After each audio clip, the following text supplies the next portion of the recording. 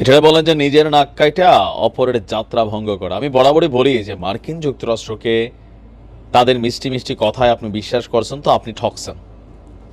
আর মাত্র অল্প কয়েকদিন আছে ক্ষমতা ছাড়ার। গনে গনে আমার ধারণা আজকে কত তারিখ, আপনার 13 তারিখ, তো এই মাসে আছে 18-19 দিন, আর আগামী মাসে আছে 20 দিন, মানে 39 দিন সময় হাতে আছে মার্কিন যুক্তরাষ্ট্রের প্রেসিডেন্ট জো বাইডেনের। কিন্তু कसम लिया है उसने कसम लिया है कि जब तक है इस जिस्म में के जान तब तक পুতিন তোরে ছাড়তাম না। মানে বিষয়টা এরকমই হবে, শায়রিয়া বানাইয়া সব। কিন্তু আজকে যেই ঘটনা যেরি ঘটাইছে এইটার এগেনস্টে পুতিন কাকু কি ঘটাবে, যখন আমরা একদিকে দেখছি ওরিশনিকের মতন এই বিশাল আকৃতির যা পুরো ইউক্রেনকে ডাবাই দিতে পারে এমন মেশিনারিজ দিয়ে পুতিন রেডি, ঠিক তার মাঝখানে জেরি যা ঘটনাটা ঘটাইছে এটা আগুনের মধ্যে ঘি ঢেলে দিয়েছে।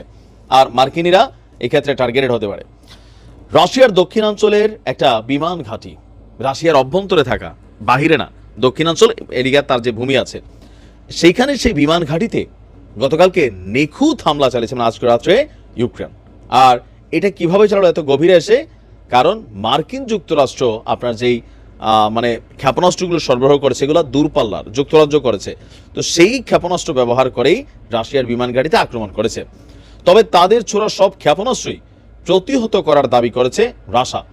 মার্কিন গোয়েন্দারা বলছে যে ইউক্রেনে যে কোনো মুহূর্তে বড় ধরনের হামলা চালাতে পারে রাশিয়া।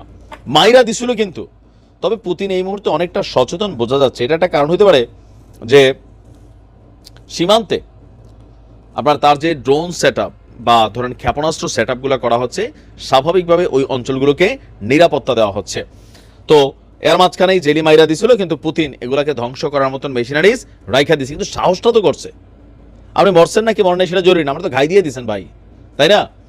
রাশিয়ার অভ্যন্তরে যুক্তরাষ্ট্রে সরবরাহ করা এই ক্ষেপণাস্ত্র ব্যবহারে পুতিনের কথা কড়া হুঁশিয়ারি থাকার পরেও ঘটনা কিন্তু তারা ঘটানোর চেষ্টা করছে। দেশটির দক্ষিণাঞ্চলের রস্তবের সামরিক বিমান ঘাঁটিতে পশ্চিমাদের তৈরি এটিএসি এমএস ক্ষেপণাস্ত্র দিয়ে এই অভিযান চালিয়েছে জেলি।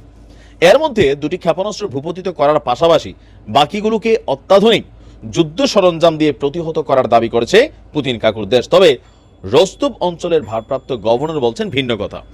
তিনি বলছেন যে ইউক্রেনের ক্ষেপণাস্ত্রের হামলায় একটি শিল্প স্থাপনা ক্ষতিগ্রস্ত হয়েছে, সেই সঙ্গে পার্কিংয়ে থাকা 15টি গাড়ি পড়ে গেছে। অন্যদিকে কুরস্ক অঞ্চলের রাশিয়ার সেনারা যখন গভীর যুদ্ধে লিপ্ত, এদিক দিয়ে তলে তলে কাম ছাড়া দেওয়ার চেষ্টা করছিল জেলি। ইউক্রেনের সেনাবাহিনীর আবার ভিন্ন রকম দাবি। তাদের বক্তব্য, তাদের এই দূরপাল্লার ক্ষেপণাস্ত্র হামলায় রাশিয়ার সামরিক বিমান ঘাঁটি ক্ষতিগ্রস্ত হয়েছে, তবে বড় ধরনের ক্ষতিগ্রস্ত হয়নি। সেই সঙ্গে তারা সফল হামলা চালিয়ে দুটি প্রশাসনিক ভবন এবং বেশ কিছু গাড়ি ক্ষতিগ্রস্ত করেছে।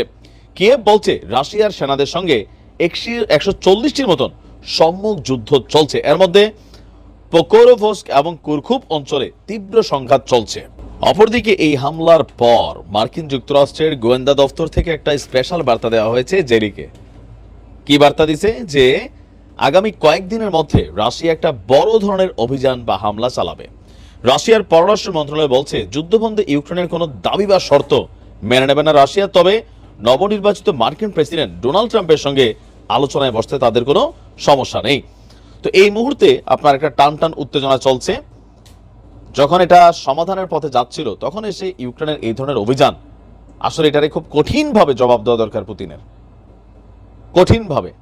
এখানে লড়াইটার কি বাকি আছে, দেখা যাক কাকু কি করে। ভালো থাকুন।